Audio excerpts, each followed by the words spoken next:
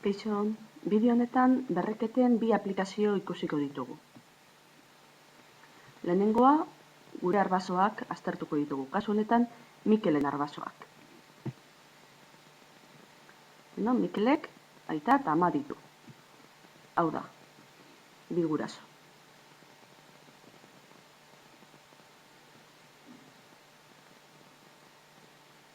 Mikelek, kasu honetan, bi guraso ditu, eta gero guraso bakoitzak aitak bi guraso izango lituzke eta amak beste bi. Orduan, guztira Mikelek 4 aitona-amona izango lituzke. Bi bider bi. Eta bi bider bi badakigu dela bikarratu, berdin 4. Bueno, beste belaunaldi bat hartuko du. Mikelek bi guraso ditu, bi bider bi 4 aitona-amona, aitona-amon bakoitzak bi guraso dituelez,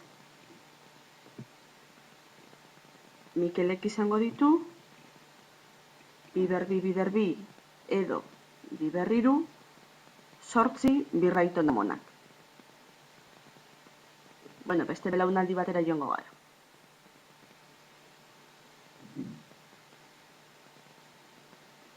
Barriro ere, Mikelek bi guraso bakoitzak bi guraso dituelez, 4 aitona-amon izango ditu, 4 bider bi, edo kasu honetan bider bi, bider 3 birraiton izango lituzke, 8 birraiton, birraiton-amonak, birraiton-amon bakoitzak bi guraso izango lituzkelez, guztira zenbat eren aitona-amon izango ditu Mikelek. Bueno, izango litzateke 8 bider bi, edo bider 3 bider bi dela bider 4. Guztira 16 eren aitona-amon izango lituzke Mikelek. Bueno, hau izan da lehenengo aplikazioa. Ikus ezagun bigarren aplikazioa. Bigarren aplikazio hau ikusteko, egingo duguna da Sierpinskiren triangelua. Eta joango naiz azaltzen zer dan hori. Lehenengo eta behin, triangelu aldekide bat marraztuko dugu.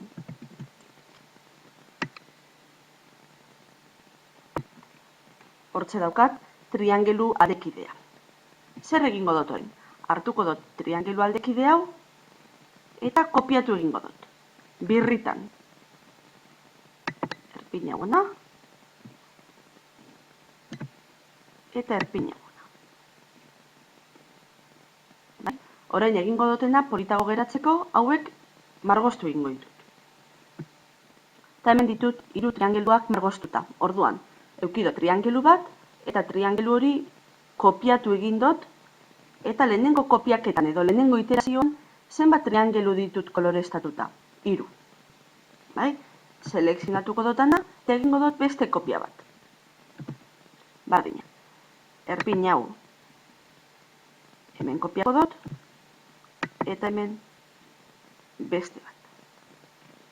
Kasu honetan, zenbat triangelu izango ditut kolorezatuak? Izango litzateke 3 bider 3 9. Edo 3 bider 3 berdin 3 karratu berdin 9. Zergaitik?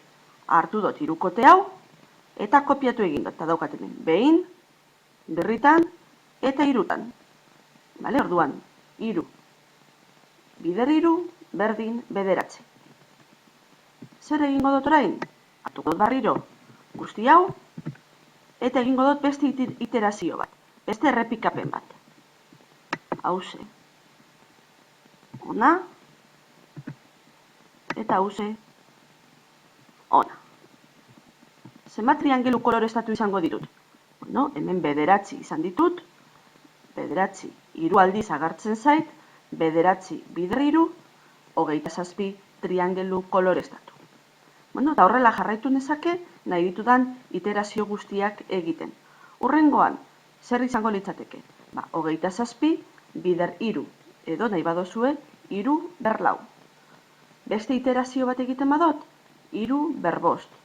Hurrengoan 3/6. Eta horrela nahi ditudan beste.